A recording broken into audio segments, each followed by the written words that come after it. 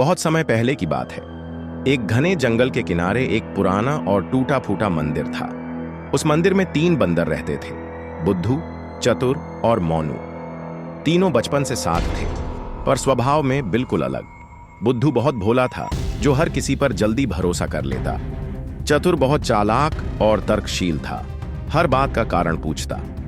मोनू कभी नहीं बोलता था, बस सब कुछ ध्यान से देखता और सुनता। तीनों ने ठान रखा था कि वे जंगल में फैलती बुराइयों को रोकेंगे, झूठ, चोरी और हिंसा से लड़ेंगे, बिना किसी हथियार के, बस अपने सिद्धांतों और दिमाग से। एक दिन जंगल में अफवाह फैली कि एक सोने की मूरत मंदिर के नीचे खड़ी है। बहुत से लालची जानवर मंदिर आने लगे। बुद्धू ने सबको मना किया, पर किसी ने नहीं सुना।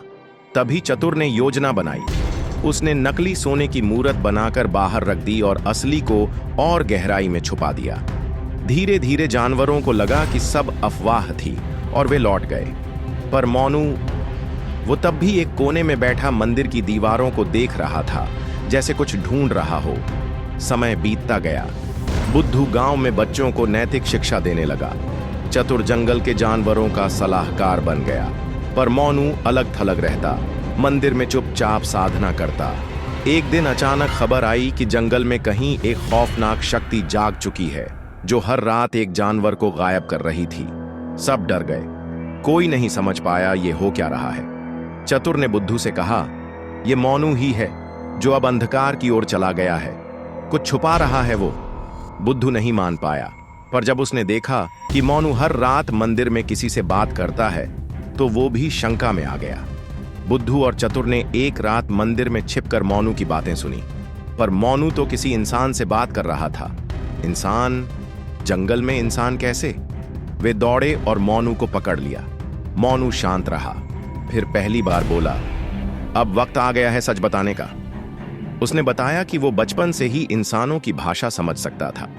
एक बार उसे मंदिर के नीचे एक किताब मिली, जिसमें लिखा था कि यह मंदिर एक भविष्यवक्ता के पुनर्जन्म का स्थान है, और तीनों में से कोई एक वो है।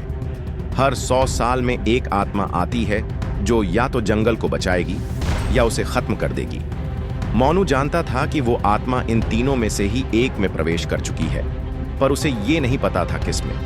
मोनू ने कहा, जो जानवर हर रात गायब हो रहे हैं, वो आत्मा खुद ले जा रही है, और आज वो आएगी तुम दोनों में से एक को लेने। अचानक बिजली कड़की, मंदिर हिल उठा और बुद्धू की आंखें सफेद हो गईं। वो जोर से चीखा, मैं ही वो हूं जिसने तुम्हें झूठ, चालाकी और चुप्पी से ऊपर उठने के लिए चुना था, पर तुम सब असफल रहे। अब ये जंगल मेरा होगा। सब दंग रह गए। भोला दिखने वाला बुद्धू असल में वही आत्मा था। पर तभी चतुर ने अपनी चाल चली। उसने पहले से मंदिर में एक दर्पण रखवा रखा था। जैसे ही बुद्धू ने आत्मा रूप में देखा, उसका अक्स टूट गया और आत्मा जोर से चिल्लाकर गायब हो गई। मोनू और चतुर ने जंगल को बचा लिया। अंतिम संदेश, तीनों बंदर कुछ न सुनना, कुछ न कहना और कुछ न देखना का प्रतीक थे। पर इस कहानी ने दिखाया कि केवल न बोलना, न देखना या न सुनना काफी नहीं। कभी कभी बोलना भी पड़ता है, देखना भी, और सच के लिए लड़ना भी।